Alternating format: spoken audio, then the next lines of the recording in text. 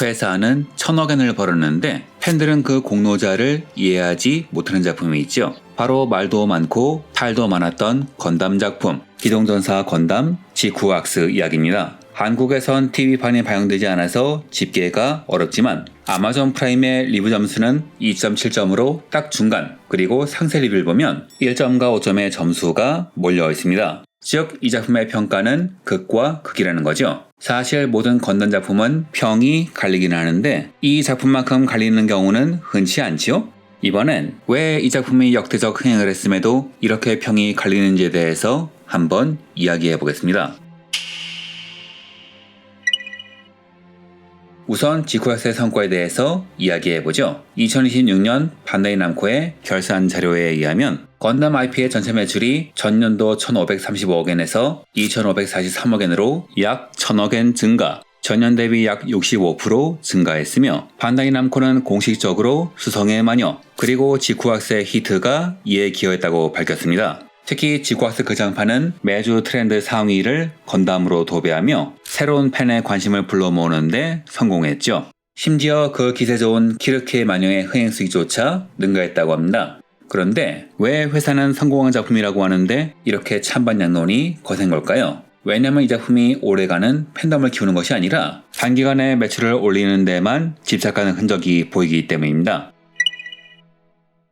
지쿠악스의 방영 시 대중의 반응은 굉장했습니다. 하지만 이는 오래가지 않았어요. 조영 직후인 6월을 기점으로 화제성이 급격히 줄어들었죠. 이러한 현상을 업계에서는 6월의 침묵이라 부르기도 합니다. 6월이 되면 본격적인 더위와 휴가철이 시작되면서 사람들이 TV나 모니터 앞을 떠나 야외 활동을 늘리기 때문이죠. 그래서 콘텐츠 업계는 3월에서 5월의 마케팅에 집중합니다. 즉, 이건 지쿠악스만의 상황은 아니라 상반기 흥행작은 대부분 겪는 현상이기도 하죠. 다만 문제는 지쿠악스의 화제성 하락 속도가 다른 작품들에 비해서 유난히 가팔랐다는 점이죠. 다시 말하자면 초기에 유입된 팬들이 충성 고객으로 이어지는데 실패했다고 볼 수 있는 겁니다. 또한 팬덤 내부에선 다시 볼 가치가 없는 일회성 자극 위주의 휘발성 작품이란 평가가 지배적인데 이는 IP의 핵심 수익원인 2차 판권이나 작품의 재상영 가치 하락으로 직결되지요. 즉, 새로운 팬도 기존의 건담 팬도 오래 잡아두지 못했다는 건데요.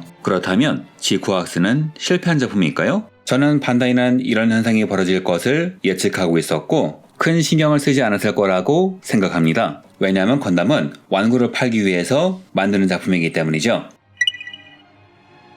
저는 반다이가 애초부터 이 작품을 프라모델의 판매 주기에 맞춰 빠르게 팔고 빠지는 작품으로 기획했다고 봅니다. 각종 경영서 및 마케팅 서적에 의하면 일반적인 완구 제품의 평균 수명은 약 6개월 정도로 상당히 짧습니다. 그래서 그런지 초기는 없어서 못 팔던 지쿠악스 건프라는 지금 시점에선 상당히 쉽게 구할 수 있죠. 그럼에도 작품이 이익을 냈다는 것은 작품의 전개 기간인 2025년 1월부터 6월까지 목표 매출을 달성했다는 이야기입니다. 이를 위해서 이 작품은 제대로 된 스토리는커녕 자극적인 쇼츠 같은 깜짝 이벤트로만 구성된 것이죠. 하지만 이건 단기적이란 모를까 장기적으로는 큰 문제입니다. 이게 왜 문제냐? 일반적인 단편 영화의 경우에는 화제성이 필요하기 때문에 온갖 마케팅 역량을 단기 마케팅에만 집중합니다. 하지만 건담 같은 시리즈물에서는 중장기 마케팅도 함께 생각해야 하죠. 왜냐면 시리즈물은 팬덤을 다음 작품으로 끌어들이지 못하면 신작이 나왔을 때 마케팅 비용이 급증하기 때문입니다. 그래서 이런 작품은 마케팅 퍼널 방식을 도입해서 만들죠. 마케팅 퍼널이란 잠재 고객이 브랜드나 제품을 처음 인식한 후 구매에 이르기까지의 과정을 단계별로 나누어 분석하고 최적화하는 전략인데요. 쉽게 말해 전략의 입구 부문에선 제품을 인식시킨 후 구매에 이르기까지의 서사를 유지하는 것이죠. 건담이나 스타워즈 같은 시리즈물의 경우에는 초기에 만든 팬층이 공감할 만한 요소를 계층에 분포시켜 인지부터 구매까지 하나의 메시지로 구성합니다. 이걸 잘한 게 건담의 아버지 토미노 요슈키입니다. 토미노 감독은 스폰서인 완구사의 압박에도 불구하고 장난감 판촉과 서사적 완성도라는 두 마리 토끼를 다 함께 잡았죠. 물론 그 과정엔 우여곡절이 많았지만 시리즈의 서사라는 뼈대만큼은 끝까지 지켰기에 이렇게 만들어진 우주색이라는 팬덤이 지금까지 남아있는 겁니다. 그리고 이 우주색이라는 키워드는 건담 팬들을 깔때기에 잡아두는 키워드로 작동했습니다. 하지만 지쿠악스는 정반대로 이때 생긴 팬덤을 단기적 판촉을 위해서 소비해버렸죠.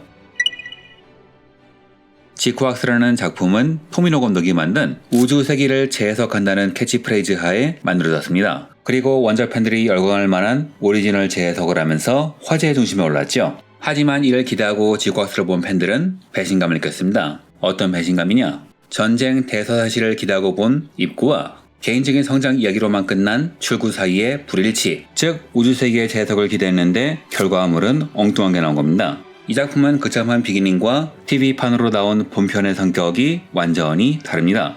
극장판 비기닝은 퍼널 전략의 입구에 해당하는 것으로 우주세계를 잘 이해하는 크리에이터라 평가받는 안노 히다키가 각본과 연출에 깊이 관여한 가상 전개물입니다. 그는 우주세계의 여러 떡밥을 훌륭하게 전개해서 우주세계만 보는 팬들을 새로운 건담에 끌어들이는데 성공했지요. 그런데 정작 출구인 본편은 우주세계 요소는 그냥 단순한 오마주일 뿐 실체는 다른 감독인 츠로마키 카즈하가 담당한 소녀의 성장물입니다. 초반이 정치적 요소가 가미된 리얼한 전쟁을 그렸다면 후반은 주인공 소녀 마추의 성장물이자 소소한 연애 이야기이며 초반이 우주세계의 서사를 무게감 있게 재해석했다면 후반은 원작의 인상적인 장면만 열거하다가 나중엔 뜬금없이 건담 원작의 주인공 아무로를 슈퍼히어로처럼 만들어버리면서 원작의 맥락 자체에서 벗어나버립니다. 즉 이 작품은 가상 전기물이란 미끼로 우주세계 신작을 기대한 사람들을 끌어들인 다음에 이렇게 모은 엄청난 화제성을 바탕으로 전혀 다른 장르인 청춘 성장물을 새로운 팬에게 판 것이죠. 쉽게 말해 우주세계 팬들이 마케팅용으로 낚인 겁니다.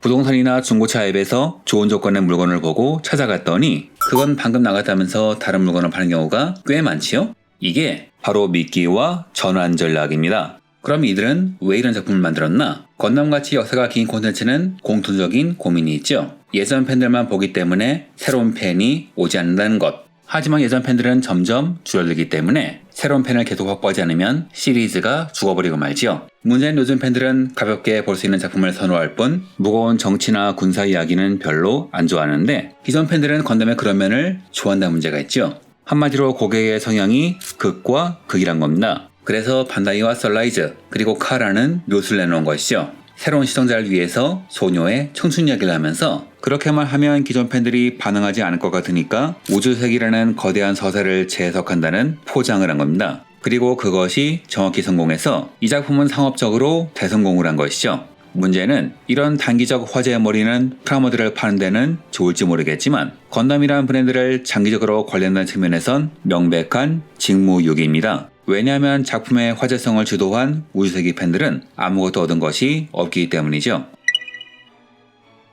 저는 최근의 건담 작품의 스토리는 최고 수준이라 보긴 어렵지만 나름대로의 서사는 가졌다고 생각해요. 수성의 마녀는 부모로부터의 독립을 다루고 철혈의 오펀스는 이념 없는 혁명이 낳은 비극을 보여주며 각각 건담의 성장 서사, 반전 메시지를 담고자 노력했죠. 이는 건담 마케팅의 핵심 키워드이기도 했습니다. 그런데 지쿠악스의 경우에는 마추는 자신이 범죄를 저질러 공무원인 어머니가 해고당하는 상황을 만들고도 자기 하고 싶은 대로만 행동합니다. 그리고 작품 마지막까지 정말 멋대로 사는데 직업도 없는 미소년이 무슨 돈이 있어서 저렇게 살아갈 수 있는지 전혀 설명이 안 됩니다. 그저 성장해서 행복해졌다는 결과만을 보여줍니다. 이는 지금까지 건담 브랜드가 나름 지키려고 노력했던 주인공 서사의 설득력이 빠졌다는 이야기죠. 또한 뜬금없는 아무로의 하이퍼와는 기존 건담 세계관의 소통을 위한 초능력인 뉴타입을 슈퍼히어로의 변신과 같은 능력으로 바꿔버렸습니다. 이건 뉴타입이라는 요소는 올드 팬들이 반응하기 좋지만 그 개념이 너무 어려워서 새로운 관객이 어려워하니 그 절충안을 찾은 것이라 볼 수도 있는 거죠. 문제는 이건 우주세계 팬이란 고객층이 좋아하는 상품의 형태가 아니란 겁니다. 기존의 우주세계적 지식으론 납득이 안 되니까요. 그렇다면 이를 납득시킬 새로운 설정이 필요한데 이를 위한 핵심 개념인 오메가 사이코뮬 같은 오리지널 설정은 작품 마지막까지 제대로 설명되지 않습니다. 오로지 말이 안 되는 전개를 덮기 위한 편의적 장치로만 설계된 것이죠. 저게 어떻게 가능해? 오메가 사이코뮬 때문이야. 그게 뭔데? 정말 대단한 기술인 거야. 왜 대단한데? 이런 식으로 쳇바퀴가 계속 돌아가게 되지요. 이런 형태의 작품이 된 것은 나름 납득이 갑니다. 완구 수명이 6개월인 시장이라 단 10여화 만이 주어진 상황인데 이런 상황에서 상세한 서사를 설명하는 것은 거의 불가능하죠. 그렇다면 그냥 새로운 개념을 제시하고 그것 때문이라고 설명하는 것이 가장 합리적입니다. 물론 이런 설명 방식은 지쿠악스가 점이 아닙니다. 기동사 건담 버블의 경우에는 GN 입자는 작중에서 사상 최강의 에너지원으로 등장하며 전파를 방해하고 교란하는 기능은 물론 다 죽어가는 사람을 살리는 기적까지 발휘합니다. 말이 돼? 하는 상황을 전부 GN 입자 덕분이라고 설명해버리죠. Why won't you die? Nanomachine, son. 하지만 더불어 왜 GN 입자 만능론이 비난받지 않는 이유는 중심서사의 뼈대는 튼튼했기 때문입니다. 그러나 지코악스는 그런 뼈대 자체가 없기 때문에 신의 한 수씩 설정이 모든 것을 설명하는 일회성 화제작이 되어버린 것이죠. 게다가 지코악스 특유의 마케팅 방식상 작품에선 설명되지 않은 각 캐릭터의 행적 같은 부분이 한정판 특전에만 들어있습니다. 돈을 더 쓸 의향이 있는 마니아에게만 핵심 정보를 제공하는 방식이다 보니 일반 시청자의 괴리감은 더욱 커지는 것이죠. 이런 마케팅 방식 때문에 마초의 성장 서사를 좋아하는 사람은 5점을 주지만 기존 우주세기 서사를 기대하거나 내러티브가 존재하는 우주세기의 재석을 기대했던 팬들은 1점을 주는 겁니다. 그래서 이 작품은 단기 매출에 성공했을 뿐 건담의 장기적 성장은 포기했다는 비판에 휘말린 것이고요. 지코악스가 역대급 매출을 올린 것은 맞습니다. 다만 이게 건담 브랜드에 좋은 영향을 줬는지는 잘 모르겠어요. 영화 트랜스포머2가 흥행했음에도 비판이 강했던 이유는 제트파이어와 합체한 옵티머스 프라임의 태도 때문이었습니다. 원작에서 옵티머스는 생명을 소중하게 여기는데 영화에선 자신을 희생해 합체한 제트파이어를 싸움이 끝난 다음에 그냥 벗어던져버리죠. 즉, 이 영화는 제트파이어를 그저 자극적인 장면을 위한 소품으로 활용한 것이고 오랜 팬들은 이에 불쾌감을 느낀 겁니다. 이는 과거 팬들을 기반으로 완굴파는 영화가 해서는 안 되는 치명적인 실수였는데 지코악스는 이 실수를 똑같이 한 겁니다. 물론 이런 반응도 있을 겁니다. 매출이 올랐으면 성공이라고. 그런데 저는 그건 당장 성과가 나지 않으면 자리가 위태로운 경진이 할 말이지 건담을 좋아하는 팬이 할 말은 아니라 생각해요. 우린 돈을 주고 물건을 구매하는 소비자니까요. 건담에서 누구나 감동할 만한 완벽한 서사와 스토리를 기대하기는 어렵겠지만 그래도 최소한의 이야기 구조는 갖춰야 하지 않을까요? 우주세기 재해석을 미끼 삼아 팬층과 상관없는 이야기를 파는 양도구욕식 마케팅은 앞으로 신작 건담을 기존 팬들에게 파는 것은 더 어렵게 만들고 그렇다면 앞으로 마케팅 비용은 계속 늘어날 수밖에 없겠죠. 즉 이런 식으로 화제성만 쫓는다면 나중엔 기존 팬을 제대로 활용하지 못해서 마케팅 자원을 더 많이 투입해야 하는 상황이 벌어진다는 겁니다. 그렇다면 지코악스는 건담 상품으로서는 성공했지만 상업적 이익이 반드시 브랜드의 가치 상승으로 이어지지 않는다는 것을 증명한 사례로 남지 않을까 합니다. 그리고 그 결과물 중 하나가 2.7점이라는 평점인 거고요. 그런데 사실 현재 CEO는 이런 미래 팬은 관심이 없을 거예요. 왜냐면 10년 뒤 회사의 미래보다는 당장 주주에게 발표할 실적이 내 연임이 더욱 중요하니까요. 지식에서 얻은 인사이트를 말하는 지식공장. 다음에 다시 뵙죠.